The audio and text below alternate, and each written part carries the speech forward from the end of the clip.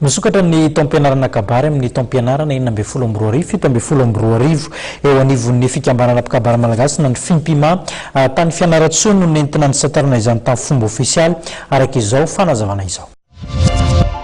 Fanikafana ny taom-pianarana 12 fito amby folo arivo misy zany aloha ny atao hoe filan-kevitra ny fampianarana, tsy mandeha rery ny fampianarana, tsisy faratapon'ny fahalalana fa samy manana ny talenta, samy manana ny fikarohana nataony ny mpampianatra tsirairay.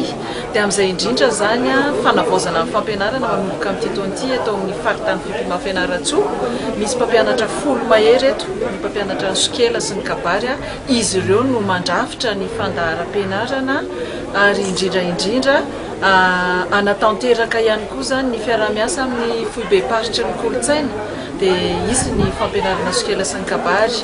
Misy ny taom-pianarana iray toy ny hoe mpiofana zany ho an'izay vao hianatra. Misy koa ny takalo voalohany fanalamana ny vava, eo ihany koa ny fifampizarana traikefa arak'izay Sokela izay efa natao na ny Kabary hita teo amin'ny fiarahamonina manomboka any amin'ny terabao moa zany ka hatrany amin'ny fahafatesana.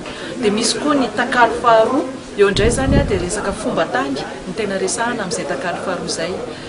Dia eo ihany koa moa zany ny mpandalina na ireo mpikaroka manao fanohanana voka-pikarohana any amin'ny farany, misy mihitsy ny boky atao amin'izay fotoana izay. Zany ny fanavaozana amin'ny fampianarana. Tsy adinoina ny taniketsan'ny mpikabary izay atao hoe mbola latsaky ny 17 taona, tsy mbola ikabary akory izy ireny fa tena ireo fomba fitenenana na ireo voambolana ny mbola ianarany mba ahafahany ikabary any aoriana any.